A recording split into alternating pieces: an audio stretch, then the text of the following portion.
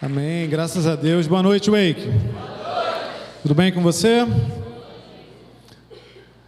Boa noite para você que está assistindo a gente aí em casa. Bom, vamos lá, galera. Uma alegria muito grande a gente estar junto aqui hoje. Se a gente ainda não teve oportunidade de conversar, né? Se você não me conhece, meu nome é Rafael. Eu sou casado com a Isadora, que está aqui na frente, linda, gravidíssima do nosso primeiro filho, Davi. A gente já está aqui na academia já tem alguns anos e Deus tem sido bom com a gente aqui. E desde o início do ano a gente começou a caminhar junto com a Ju e com o Carlinhos aqui na Wake. Deus deu uma direção clara para que a gente estivesse aqui. E como Deus tem confirmado isso ao longo do tempo, como a gente tem vivido coisas ainda não vividas, como o Carlinhos tem falado. E tem sido uma alegria a maneira como eles receberam a gente, mas não só ele, a maneira como todos vocês receberam a gente. O nosso coração é muito feliz e a gente é grato a Deus pela sua vida também. Bom, gente, a gente está falando desse tema aí de multiverso da sabedoria, que Deus colocou no coração do Carlinhos. E ele falou comigo essa semana que ele tinha tido essa percepção de falar sobre adoração em relação a um tema, a uma cena que ele viu no filme. Quantos aqui já viram um filme? Você pode levantar a mão aí? Eu não tinha visto até essa semana, né? É verdade, o multiverso, é que não está o multiverso.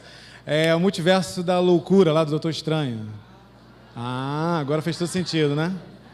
Então, esse é o filme. Eu não tinha visto ainda, fui ver, né? E ele comentou comigo sobre uma cena que tinha no filme lá, que aí quem viu vai lembrar, quem não viu faz tempo, o spoiler já vai ter que fazer parte, em que ele está lutando com um outro Doutor Estranho, e aí ele esbarra num piano, tem umas pautas musicais que voam, e aí ele pega meio que umas notas e começa a jogar as notas no outro cara lá, uma parada meio psicodélica. E é muito bacana a cena, mas o interessante foi que quando o Carlinhos me mandou mensagem, ele disse para mim que a percepção que ele tinha tido é de que algo saía do cara. Na verdade, no filme não é exatamente isso, essas coisas das notas sendo jogadas, mas o que o Carlinhos falou ficou mais no meu coração do que efetivamente a cena do filme. E aí, com base no que a gente conversou, com base naquilo que eu meditei, então a gente vai falar hoje sobre adoração, mas com um enfoque específico, porque adoração é um tema muito amplo e tem muita coisa para a gente falar. E o que Deus colocou no meu coração para a gente falar hoje é sobre o poder da adoração para impactar pessoas e ambientes. Porque uma outra coisa que ele falou para mim é que ele tinha tido uma percepção do poder da adoração no reino espiritual. Então a gente não vai falar de música hoje, como acontece lá na cena, mas a gente vai falar então de uma forma mais ampla sobre adoração como um todo. Mas antes da gente entrar nesse enfoque que Deus colocou no meu coração, eu queria que a gente estabelecesse alguns conceitos primeiro, para que a gente pudesse estar numa mesma base igual e a gente consiga avançar naquilo que a gente vai falar. Eu quero convidar você a abrir a sua Bíblia lá no livro de João, no capítulo 4.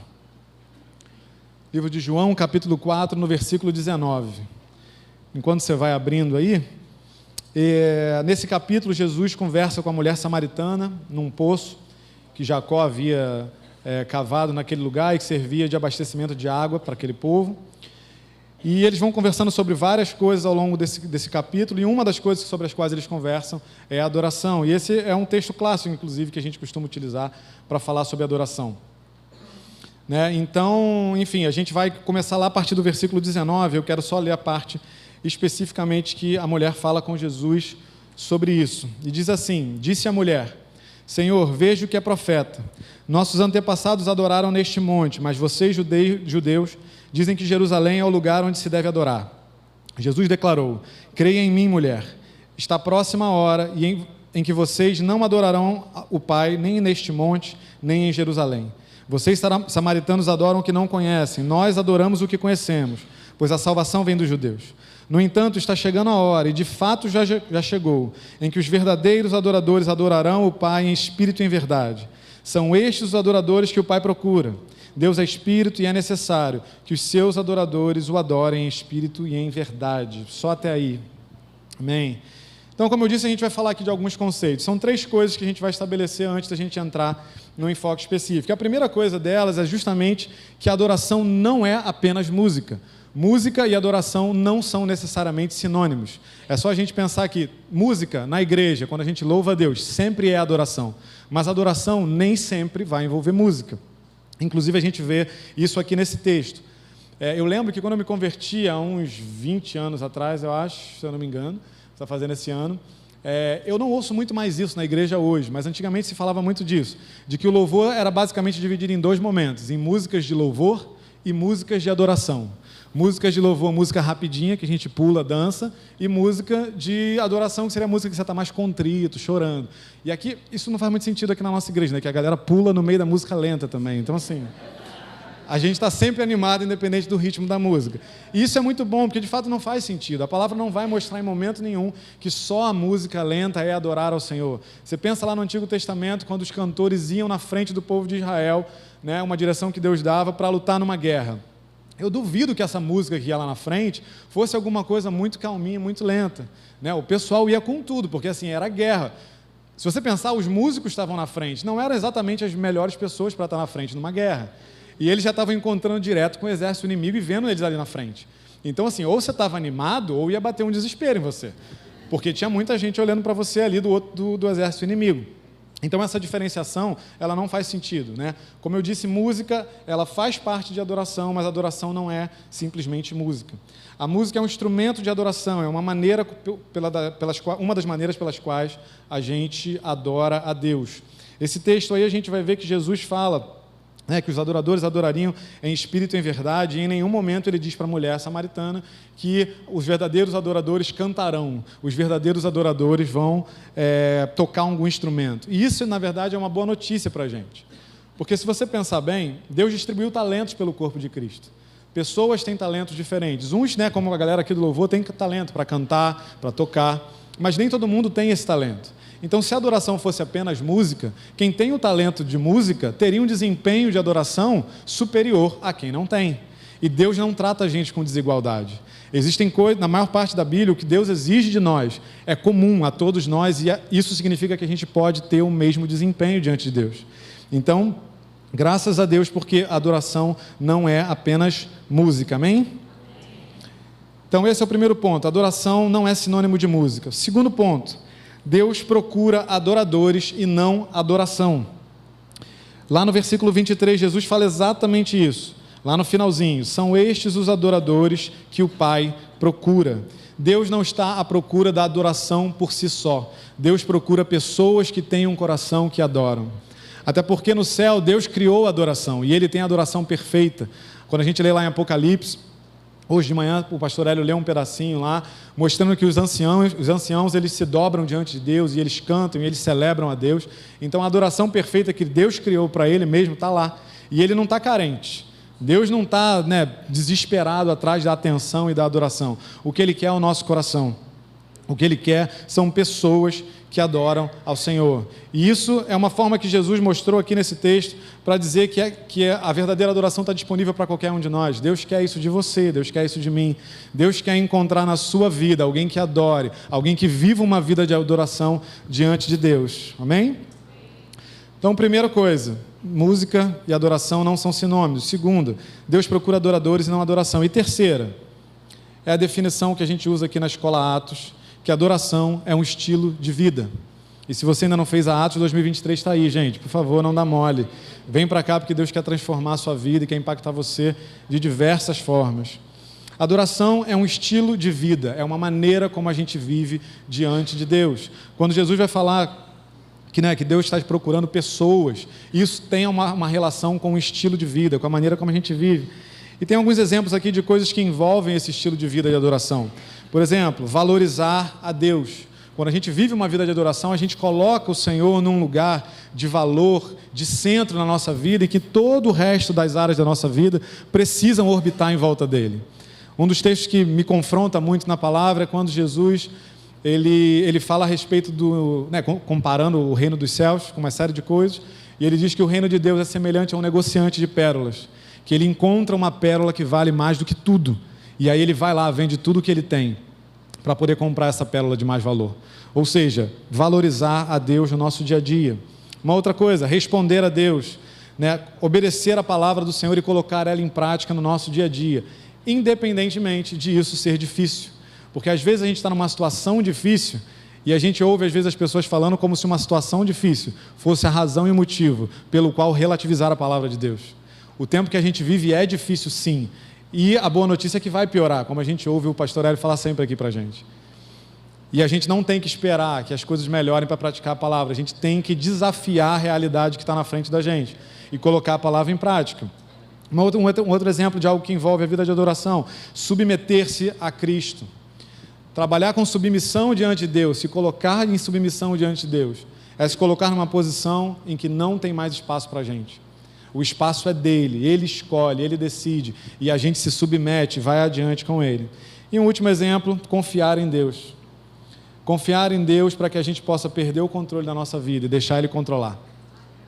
Confiar em Deus para, mesmo quando a gente olha para as circunstâncias ao nosso redor e a gente acha que as coisas parecem muito que vão dar errado, e a gente continua confiando e segue em frente. Porque eu e a Isa, sempre que a gente conversa sobre algum problema que a gente passa, a gente sempre costuma dizer que Deus gosta de emoção.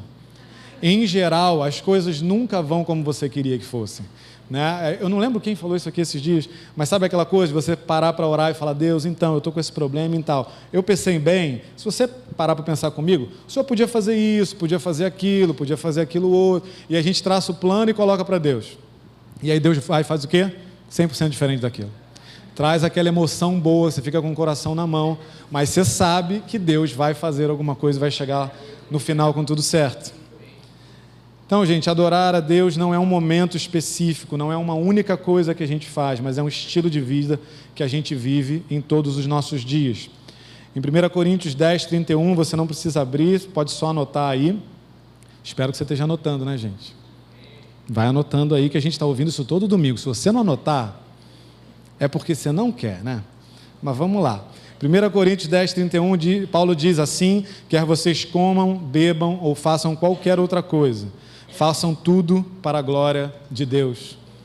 Tudo que há na nossa vida precisa glorificar a Deus. Como eu e você nos relacionamos com as pessoas que estão ao nosso redor, adora a Deus. A maneira, que tipo de aluno você tem sido no seu colégio, na sua faculdade. As pessoas querem sentar perto de você porque você manda muito bem e tenta ser o melhor que você pode, ou as pessoas preferem evitar fazer trabalho com você porque sabe que você não vai fazer nada? Que tipo de aluno você tem sido lá na faculdade, no seu colégio? Que tipo de trabalhador, né, de funcionário você tem sido no seu trabalho? Teu chefe confia em você ou teu chefe tem medo de entregar coisa na sua mão?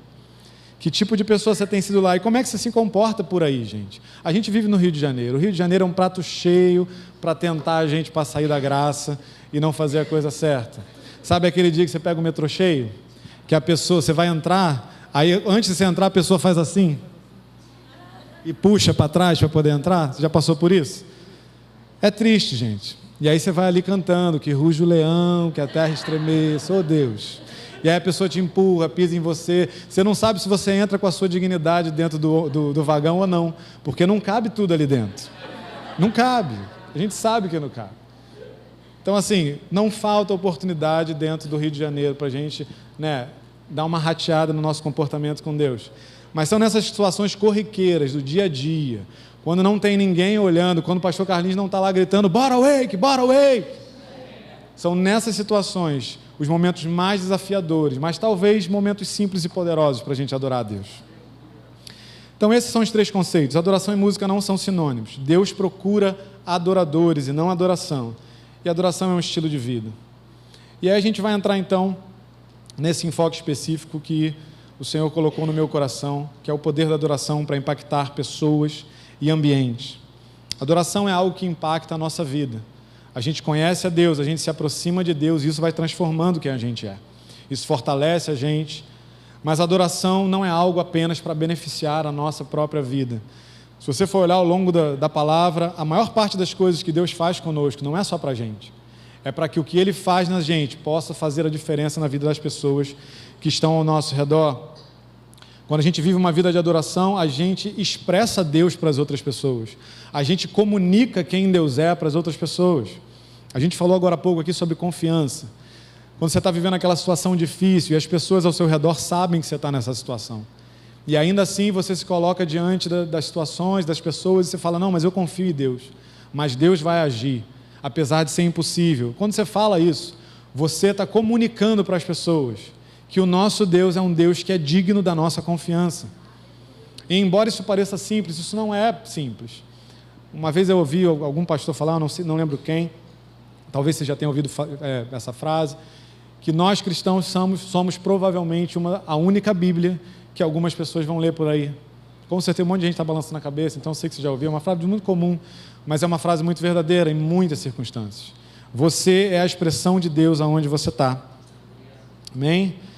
E aí eu quero ir com você lá no livro de Gênesis, no capítulo 39. Quero conversar com você um pouquinho sobre a vida de José, um dos meus personagens prediletos da palavra. Gênesis 39, a partir do versículo 1. Um contexto rápido, se você não conhece essa história. José era filho de Jacó, um dos patriarcas por meio de quem Deus estabeleceu e criou a nação de Israel. José era filho de Jacó e era o filho predileto dele. Ele tinha vários outros irmãos e a relação com os irmãos não era boa, porque os irmãos tinham ciúme dele. E aí Deus dá alguns sonhos para José, que em algum momento da história a família dele se curvaria diante dele, porque ele estaria numa posição de autoridade. E aí para o irmão ciumento isso foi ainda pior, porque ele teve a brilhante ideia de contar para os seus irmãos esse sonho. E aí um dia ele vai ver como é que os irmãos estão trabalhando, e num acesso lá de loucura, de irritação, de ciúme, os irmãos pegam ele, vendem ele como escravo. E aí chega aqui no capítulo 39, que é quando José está chegando no Egito para ser vendido como escravo. Eu quero ler a partir do versículo 1. Diz assim: José havia sido levado para o Egito, onde o egípcio Potifar, oficial do faraó e capitão da guarda, comprou-o dos ismaelitas, que o tinham levado para lá.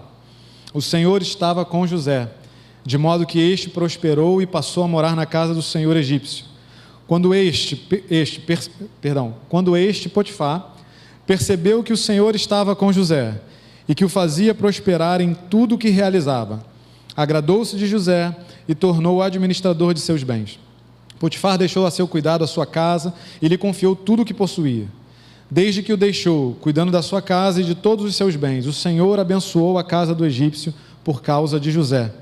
A bênção do Senhor estava sobre tudo o que Potifar possuía, tanto em casa como no campo. Assim, deixou ele aos cuidados de José tudo o que tinha, e não se preocupava com coisa alguma, exceto com a sua própria comida. Só até aí. José era alguém que a gente pode ver que vivia uma vida de adoração. E o que prova isso é o versículo 2, quando o texto diz que o Senhor estava com José. Deus não está e não caminha com aqueles que não o adoram, que não têm uma vida voltada para Ele. Quando a gente tem esse coração, é nesse momento em que Deus leva a gente para um lugar de intimidade, para um lugar de proximidade, que é diferente e que impacta a nossa vida. Então a gente pode dizer sim que José tinha uma vida de adoração. E eu quero dividir aqui o que a gente vai falar em duas partes. A primeira em relação a impactar pessoas e a segunda em relação a impactar os ambientes. Falando de impactar pessoas, o nosso estilo de vida de adoração pode ser usado por Deus para impactar aquelas pessoas que estão ao nosso redor. Quando José chega lá no Egito, o texto vai dizer que Potifar percebe que Deus estava com ele. O versículo 3 diz isso: quando Potifar percebeu que o Senhor estava com José e que fazia ele prosperar em tudo o que realizava. Ou seja, alguma coisa na vida de José, na maneira dele viver, chamou a atenção de Potifar e fez ele perceber Deus em José. A maneira como José vivia, com certeza, revelava Deus para Potifar. E é isso que Deus quer fazer na minha vida e na sua vida. Deus quer que no lugar onde a gente está inserido, com as pessoas que estão ao nosso redor, seja na nossa casa, talvez na sua casa você seja o único cristão ou um dos poucos cristãos, na sua família, no seu trabalho, na sua faculdade, Deus quer que você impacte as pessoas que estão nesse lugar. Amém? Quando a gente decide viver esse estilo de adoração, é nesse lugar que a gente consegue impactar essas pessoas. Eu já tive algumas experiências que Deus me deu de trabalhar em alguns lugares em que tinham pessoas muito difíceis. De que quando eu cheguei no lugar, as pessoas falavam: olha, toma cuidado, pensa bem como é que você vai agir e tal, porque fulano é chefe, é difícil, é isso, é aquilo outro. E as experiências que Deus me deu em mais de um lugar em que isso aconteceu, quando eu percebi que realmente a pessoa era difícil e tal, eu me coloquei diante de Deus e falei: Deus, o Senhor abriu essa porta para mim. O Senhor me colocou aqui. E o Senhor não me colocou aqui para passar vergonha, o Senhor não me colocou aqui para ser maltratado. Porque o Senhor fala que eu sou bem-sucedido em tudo aquilo que eu faço. Então eu não vou aceitar que nada comigo aconteça aqui. Eu comecei a orar sobre aquilo. E eu pedi, Deus, muda essa pessoa, para que não só eu seja beneficiado, mas que todo mundo aqui seja beneficiado. Né? Ou se pelo menos o Senhor não mudar essa pessoa, que de alguma forma o Senhor me faça achar graça diante dessa pessoa. E eu possa servir essa pessoa, ser bênção para ela e ela possa ser bênção para mim também. Gente, graças a Deus, eu já tive as duas experiências. Deus fez isso. Em algumas circunstâncias, Deus mudou a pessoa e tudo mudou naquele ambiente. Em outras, Deus mudou a maneira como ela se relacionava comigo. Não porque eu sou melhor um profissional do que qualquer outra pessoa das equipes que eu trabalhei, mas Deus tem uma aliança conosco. Deus quer mudar a situação que a gente tem com alguma pessoa por amor a nós. Eu não sei como é que está dentro da sua casa hoje, mas se esse é o lugar onde você precisa impactar a vida de alguém, se preocupe apenas em fazer isso, porque Deus vai honrar o que você está fazendo. Deus vai honrar a tua atitude, o teu comportamento e a tua vida vai impactar essas pessoas. Sirva as pessoas com quem você vive. Sirva, ainda que elas sejam difíceis, por enquanto. Sirva essas pessoas, porque com certeza Deus vai agir através da sua vida para chegar até essas pessoas. Nós comunicamos Deus para as pessoas que estão ao nosso redor. Mas eu quero fazer uma observação específica sobre isso, porque talvez você já esteja fazendo isso. Você está orando, você está adorando, você está se colocando numa posição de adoração diante do Senhor e no lugar onde você vive, mas parece que as coisas não estão mudando. Ou pelo menos ainda não tem um indício de uma transformação na vida dessas pessoas. E o que eu quero te dizer hoje é: seja paciente. As coisas às vezes acontecem no tempo e Deus é que conhece esse tempo. Eu estava meditando sobre isso, né, sobre quando a gente está numa situação em que as coisas não acontecem na vida das pessoas. E a palavra, quando ela fala na maneira como a gente interage com o outro para pregar a palavra, ela usa muito a metáfora de plantio, né, de colheita. A gente tem, por exemplo, em João, aí no capítulo 4 também, no versículo 37, né, Jesus afirmando que assim é verdadeiro o ditado: um semeia e o outro colhe. Em 1 Coríntios 3,6 também tem Paulo dizendo: eu plantei, Apolo regou, mas Deus é quem fez crescer. Ou seja, é um processo. E existem etapas para esse processo. E as etapas que precisam de uma intervenção ativa nossa são as etapas de plantio da semente, de regar a terra e de colher o fruto. Só que a gente dá valor diferente para cada uma dessas etapas. A que a gente mais valoriza sempre é colher o fruto.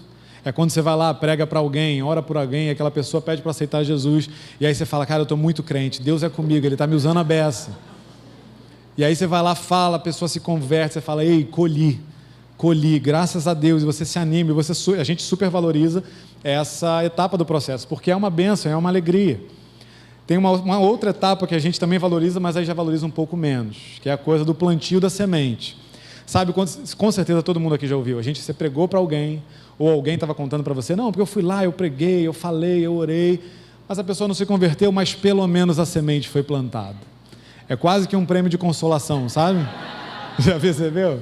É quase que um prêmio de consolação. Tipo, fica: olha, pelo menos a semente foi plantada. E aí você se sente bem, dá aquela massageada, você segue em frente. Mas também é uma etapa que a gente valoriza. Mas tem a etapa do meio, que é o regar a terra, que normalmente é aquele momento em que você não vê a semente. Talvez a semente nem germinou ainda nem tem uma plantinha lá. Lembra da coisa do feijão? Que sai a plantinha, talvez não tenha aquilo ainda. E você não está vendo nada. A única coisa que você pode fazer é regar. Só que essa etapa do processo é tão importante quanto. E talvez o que Deus queira que você faça hoje é só regar a terra. E por mais que você não veja, faça por fé. Continue vivendo, continue pregando, continue servindo, porque no tempo certo vai germinar. E se você não colher, não tem problema, porque o importante é que as pessoas sejam colhidas para o reino. Não importa se sou eu ou se você que está colhendo, o importante é que você faça aquilo que Deus quer que você faça no momento em que Ele te colocou. Se é para regar, regue. Não se preocupe na semente crescer, porque é o Pai que dá o crescimento. Não se preocupe se você vai colher ou não, apenas regue. Essa é uma etapa monótona, mas é uma etapa essencial para o final do processo, para que alguém seja colhido para o reino de Deus. Você entende isso? Então, em nome de Jesus, Deus quer te usar como um verdadeiro adorador para impactar a vida das pessoas ao seu redor. Não se preocupe, seja paciente, sirva as pessoas, porque o Senhor vai usar você e o resultado chegará em algum momento, em nome de Jesus. E aí a gente passa então para a segunda parte agora, que é impactar. o ambiente, um estilo de vida de adoração, ele também impacta o ambiente no qual nós estamos inseridos. O texto vai mostrar que José começa a cuidar das coisas de Faraó, ainda não, só depois. Mas aqui ele está na casa de Potifar e Deus vai mostrando aqui no texto que as coisas começam a acontecer nessa casa. Lá no versículo 5, diz assim: desde que o deixou cuidando da sua casa e de todos os seus bens, o Senhor abençoou a casa do egípcio por causa de José. A presença de José lá e a maneira como ele vivia diante de Deus influenciou aquele ambiente. E o que me chama a atenção é no finalzinho do versículo, quando diz por causa de José, porque José era escravo. O único lugar onde José vivia era na casa do seu senhor, que era Potifar. Então você entende que tudo o que acontecia nessa casa influenciava de alguma forma o dia a dia de José. Ou seja, se a prosperidade não estivesse ali, o próprio José também não prosperaria. Então quando Deus olha aquele ambiente, ele coloca a bênção sobre um ambiente que não servia a Deus, por amor a José. E tudo aquilo que Potifar tinha, que era alguém que não servia a Deus, começa a ser abençoado, para que naquela bênção, naquela prosperidade, o próprio José também prosperasse. E eu creio que é isso que Deus quer fazer na minha vida e na sua vida. Deus quer abençoar e mudar os ambientes no qual nós estamos inseridos, né, por nossa causa e também por causa das pessoas que estão ao nosso redor. Deus quer agir na nossa casa, na nossa empresa, no nosso trabalho, na nossa faculdade, no colégio. Deus quer mudar o ambiente. E às vezes você está numa situação difícil, né? Às vezes você está num lugar em que você está tentando sobreviver ali dentro e as coisas parecem que não mudam. E eu queria também fazer uma observação sobre esse ponto, sobre os lugares que talvez ainda não mudaram. Assim como em relação às pessoas, às vezes leva tempo. E a mensagem é a mesma: seja paciente. E nesse caso existem duas possibilidades. Se o ambiente em que você está não aparenta sinais de mudanças ainda, né, significa que talvez ainda não chegou o tempo dessa mudança. Deus, ele age no tempo, como eu falei agora há pouco. Deus conhece o tempo e o modo de realizar todas as coisas. E os ambientes, eles podem mudar, mas Deus sabe como fazer e quando fazer. A gente às vezes fica preocupado porque a gente se atrasa, a gente perde a hora, mas Deus não faz isso. O tempo serve a Deus, não é Deus que serve ao tempo. Ele criou o tempo, Ele está acima do tempo, ou fora do tempo. E Ele vai trabalhando em tudo aquilo que é nosso, em tudo aquilo que faz parte da nossa vida ao longo do tempo, porque Deus trabalha com processo. Então Deus quer impactar esse ambiente que você está, Deus quer mudar a situação da empresa em que você está hoje para que você prospere na prosperidade da tua empresa. Deus quer fazer com que o ambiente da tua sala de aula seja mais agradável. E se as ideologias chegam, se as coisas enganosas chegam, ore por aquele lugar e se posicione sobre aquele lugar. Porque enquanto você estiver ali, há luz naquele lugar. Há um servo do Senhor com autoridade para dar ordem ao ambiente. E esse ambiente pode mudar. E se as circunstâncias não aparentaram ainda que vão mudar, não esmoreça, não desanime, siga em frente e permaneça firme, porque no tempo Deus pode mudar todas as coisas. Mas existe uma segunda possibilidade em relação a isso. E a segunda possibilidade é que talvez Deus não vá mudar o ambiente onde você está. Porque talvez Deus quer usar esse ambiente para mudar você, para me mudar. Só que nesse caso eu quero que você exclua a sua casa.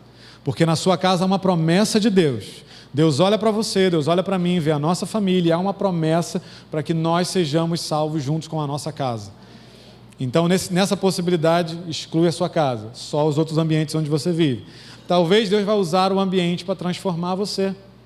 Talvez Deus queira trabalhar na sua vida em aspectos do seu comportamento, do seu caráter, em que situações difíceis às vezes ajudam você e eu a mudar.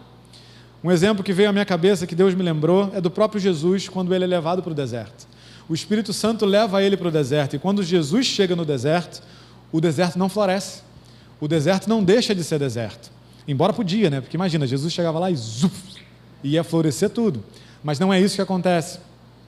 A companhia que Jesus tem ali, fora o Espírito Santo, obviamente, né? Durante um período de tempo daquele jejum e daquele deserto, Jesus tem a pior companhia possível, que é de Satanás. que vai para lá tentar ele um monte de coisa. E essa companhia só vai embora quando ele se posiciona em tudo aquilo que era necessário, quando ele é tentado em tudo aquilo que era necessário. Mas o melhor é que, usando o registro que tem em Lucas 4, que fala disso, em Lucas 5, o Espírito Santo tira Jesus do deserto e ele sai no poder do Espírito.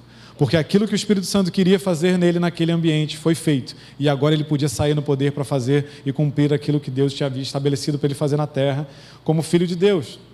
Então, às vezes, ambientes difíceis mudam quem nós somos. Trabalham na nossa vida, fazem a gente ficar mais forte, fazem a gente amadurecer. Mas, independentemente de quais as duas opções, o ponto principal é: foque em Deus e adore a Ele com o seu estilo de vida, onde você estiver. Porque Deus quer usar a sua vida para transformar ambientes também. Amém? Mas aí a pergunta que fica é: como que eu faço para colocar na prática essa vida de adoração? Como é que eu trago isso para o meu dia a dia? Como é que eu faço isso acontecer de fato, de maneira prática? E o que Deus colocou no meu coração, dentre várias coisas que a gente pode fazer, é uma muito simples, que é buscar conhecer a Deus. O texto diz aí, vamos voltar lá em João 4? Volta lá comigo. Opa, foi eu aqui, desculpa, escorregou.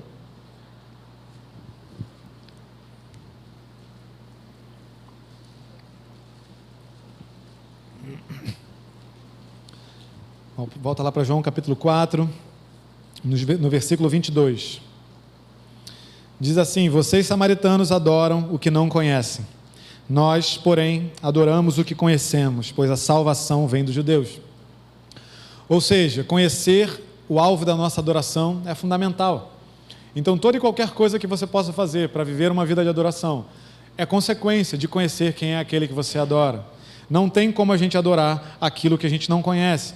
A gente falou lá no início, sobre valorizar a Deus, sobre responder a Deus, sobre se submeter a Deus. E como é que você vai fazer todas essas coisas se você não conhece quem você está adorando?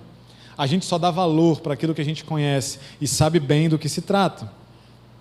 Então isso é fundamental para nós. Eu preciso conhecer quem eu adoro. E o conhecimento de Deus é uma base sólida para nós construirmos a nossa vida de adoração. E aí eu queria abrir um parêntese bem rápido sobre isso, falando de conhecer a Deus. Enquanto eu estava meditando sobre isso, eu estava ouvindo uma música que falava sobre um momento lá do povo de Deus no deserto. Anota aí, depois você lê em casa com calma, nos capítulos 19 e 20 de Gênesis. E eu estava meditando sobre isso, sobre essa coisa de conhecer a Deus. E Deus me trouxe à memória esse texto, em que eles chegam no deserto do Sinai, no Monte Sinai. E Deus então está preparando o momento para que ele recebesse o povo diante dele, para que Moisés se achegasse a ele, mas que também o povo se achegasse. E ele manda que o povo se santifique, que o povo se separe, porque no início não era permitido chegar perto do Monte Sinai, mas que haveria um momento em que Deus então queria que as pessoas se aproximassem dele. E aí, enfim, depois, como eu falei, depois você dá uma lida para você pegar o contexto inteiro, aqui é só realmente um parêntese. E aí chega um momento então que Deus avisa para Moisés que ele viria como uma nuvem sobre o monte, e no dia seguinte é isso que acontece: Deus vem como uma nuvem, e há trovões, e há uma coisa maravilhosa em cima do Monte Sinai. E aí quando o povo vê aquilo, Moisés chega para o povo, para chamar o povo para ir, o povo olha para aquilo e fala: não, Moisés, faz o seguinte, fala você com a gente, porque se Deus falar com a gente vai morrer. Então faz o seguinte, a gente não vai falar com ele, vai você falar com ele no nosso lugar. E deixa que você fala com a gente, e o que ele disser para você, você conta para a gente. E aí Deus me chamou a atenção nisso, porque às vezes, durante muito tempo na nossa caminhada cristã, nós temos alguns Moisés diante de nós, que nós escolhemos. A nossa vida cristã, o nosso conhecimento de Deus, ele passa por alguém. Eu não sei se esse é o seu caso hoje, mas talvez seja, sabe, quando você tem um pai e uma mãe que são muito cristãos, envolvidos na igreja, homens e mulheres de Deus, e talvez a sua vida com Deus passe por eles, ou por alguém que você admira, ou por algum pastor, ou por algum líder de ministério, e não tem nada de errado em você admirar pessoas, de você querer estar próximo e aprender com essas pessoas. A gente precisa fazer isso, mas essas pessoas não podem ser o seu Moisés. Deus quer que você vá até ele, tenha as suas experiências. As experiências que nós temos pessoalmente com Deus mudam completamente a nossa perspectiva sobre Deus. Sabe como Jó fala, que ele ouvia falar e agora ele vê agora ele experimenta, agora ele toca. Sabe, eu estava falando ali atrás com a Carol agora há pouco, que eu não tenho muito jeito com criança e com grávida menos ainda. Então, assim, eu creio que naturalmente Deus vai mudar essa situação com Davi, né? E aí eu tinha uma imagem de que, tipo, o bebê mexendo na barriga fosse uma coisa, assim, cara, mega violenta, sabe?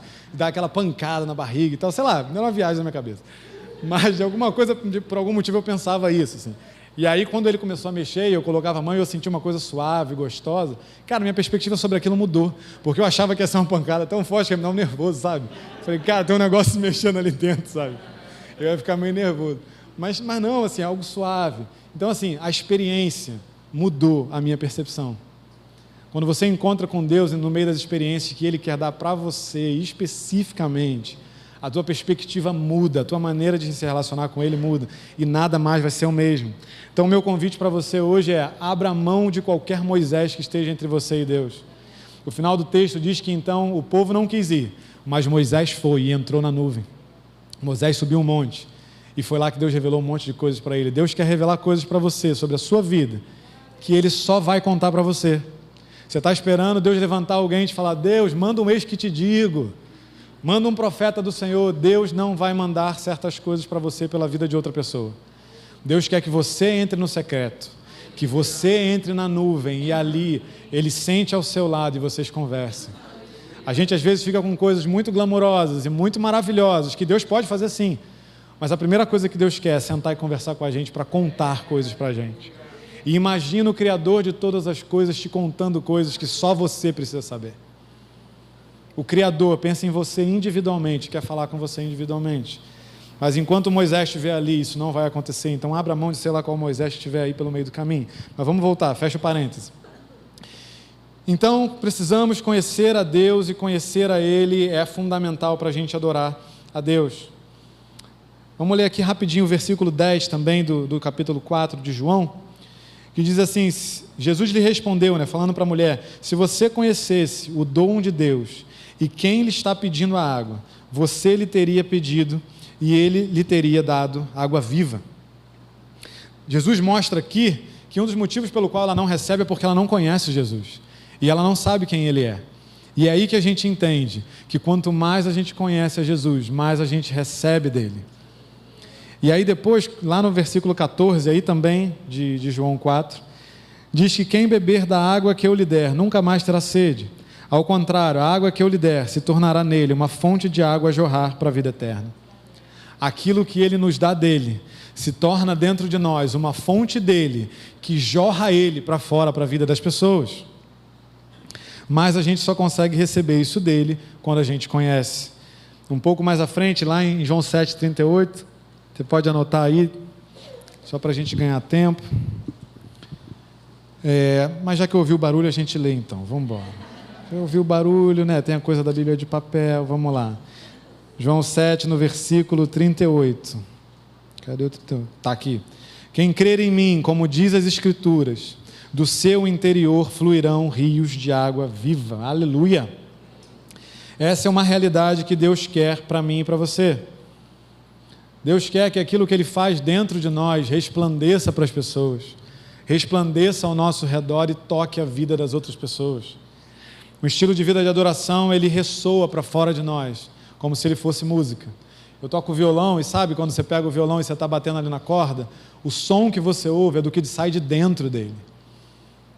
E é isso que ficou no meu coração quando o Carlinhos falou para mim de que ele teve uma percepção de algo saindo de nós. Deus quer produzir algo dentro de nós, uma fonte que jorre e que alcance pessoas ao nosso redor. A gente estava cantando aqui agora há pouco que ruge o leão e que a terra estremeça. Uma das formas de Deus rugir no nosso tempo é através da nossa vida. O que está dentro de nós precisa ecoar Deus para as pessoas, precisa expressar Deus para as pessoas ao nosso redor.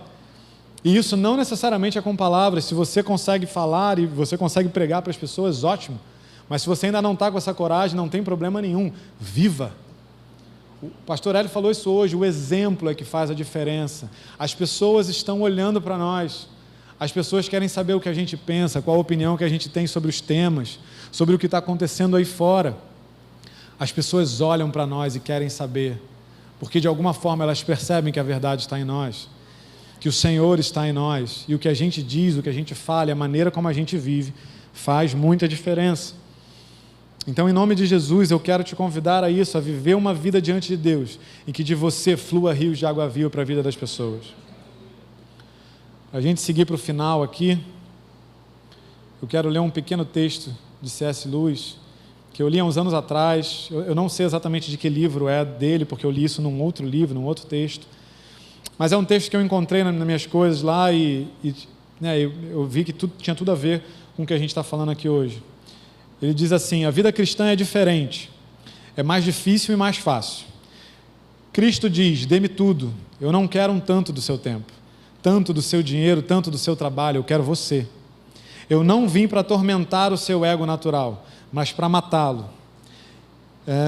Meias medidas não trazem nenhum bem. Eu não quero podar um galho ali e um galho aqui e um outro ali, mas quero derrubar a árvore inteira. Entregue todo o seu ego natural, todos os seus desejos, que você julga inocentes ou iníquos, todo o seu ser. Eu lhe darei um novo eu. Na verdade, eu lhe darei o meu próprio eu, e a minha vontade se tornará a sua vontade. Isso é um resumo rápido do que é uma vida de adoração. É a gente se colocar num lugar onde a gente pertence a Ele, onde a gente está nas mãos dEle, e aí Ele começa a fazer, e aí Ele começa a agir, porque não depende de nós. Não é um lugar de capacidade intelectual que vai impactar pessoas, não é uma habilidade no falar, não é necessariamente todo o conhecimento teológico que você tem sobre quem é Deus, mas é Deus agindo por meio da sua vida que convence pessoas, é o Espírito Santo através de cada uma das coisas que você fala e que você faz, que chegam até a vida das pessoas. Deus quer encontrar em mim e você um verdadeiro adorador, alguém que vive adoração como um estilo de vida, para que essa adoração não seja um fim em si mesma, não seja só um benefício próprio, mas para que ela alcance, mova e transforme as pessoas e o ambiente onde Deus nos inseriu. Em nome de Jesus, a minha oração hoje para você é que Deus flua através da sua vida, que Deus flua através da sua vida. E se por um acaso você não está vivendo isso ainda, hoje não é um dia de tristeza, hoje é um dia de início. Hoje é um dia de olhar para dentro, de olhar para você e de não se comparar com ninguém e de não traçar paralelo com a vida de ninguém, porque, como eu disse, Deus está interessado em você. Se hoje ainda não é o dia de você, né? Se você ainda não está nessa posição, hoje é o dia de você começar. Hoje é o dia de você mudar a tua atitude, de você se permitir que Deus mude você. Eu quero te convidar a ficar de pé.